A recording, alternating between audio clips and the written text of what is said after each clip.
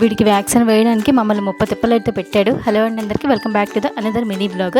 ఇది సాటర్డే రోజు mini blog. Saturday అంటేనే వెంకటేశ్వర స్వామి కదా. మార్నింగే లెగిసి ముందు ఇండ్లంతా కూడా క్లీన్ చేసుకొని ఫస్ట్ తులసికోట దగ్గర అయితే పూజ అయితే చేశాను. నేను రోడ్డు పైన కడగకపోయినా సరే తులసికోట దగ్గర మాత్రం రోజు కడిగేసి ముగ్గు అయితే పెడతాను. ఇంక ఇంట్లో దీపారాధన చేసిన తర్వాత బ్రేక్ఫాస్ట్ అయితే చేశాను. ఇంకా ఈరోజు బ్రేక్ఫాస్ట్ వచ్చేసి ఇన్స్టెంట్ చపాతీస్ ఉన్నాయి కదా, అవే కాల్చుకొని తిన్నాను. ఇంకోటి ఏంటంటే ఈ చపాతీస్ నేను బయట కొన్నివి కాదు, నేనే స్వయంగా చేశాను. ఇవి చేసి 1 వీక్ అయితే అవుతుంది. మనకి 20 డేస్ వరకు ఫ్రిడ్జ్లో అయితే స్టోర్ చేసుకోవచ్చు. ఎవరికైనా ఈ ప్రాసెస్ కావాలంటే కింద కామెంట్ చేయండి. నేను ప్రాసెస్ అనేది ఎలాగో చెప్తాను. ఎందుకంటే మన బిజీ లైఫ్లోని ఇంకా నెక్స్ట్ నుంచి పిల్లలు కూడా స్కూల్స్ మొదలవుతున్నాయి కదా, అప్పటికప్పుడు మనం చపాతీ చేసుకోలేము. ఇలా చేసుకొని ఫ్రిడ్జ్లో స్టోర్ చేసుకుంటే 20 డేస్ అయినా ఉంటాయి.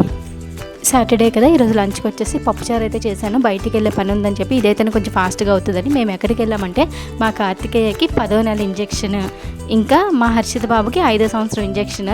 డోసులు ఉంటాయి కదా ఇయర్స్కి అని, ఆ డోసులు అయితే ఈరోజు వేయించాము. మనం పిల్లలకి ఇవి మాత్రం కంపల్సరీగా వేయించాలి.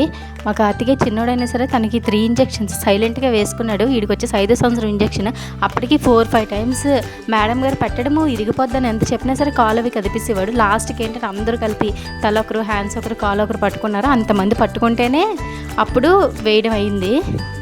మేము 10 o'clockకి వెళ్ళాము. ఇంటికి వచ్చేసరికి అయితే 1:30 అయితే అయిపోయింది. అదేంటి మేము ఎక్కడికి వెళ్ళా అంతే, ఇంకా కుకింగ్ చేసుకొని వెళ్ళబట్టి సరిపోయింది. లేకపోతే అటు నుంచి వచ్చి వండుకోవాలంటే వండలేము. ఇంక ఇంటికి వచ్చిన తర్వాత పప్పుచారు వేసుకొని పచ్చడి వేసుకొని తినేసాను. ఇది రీజనబుల్.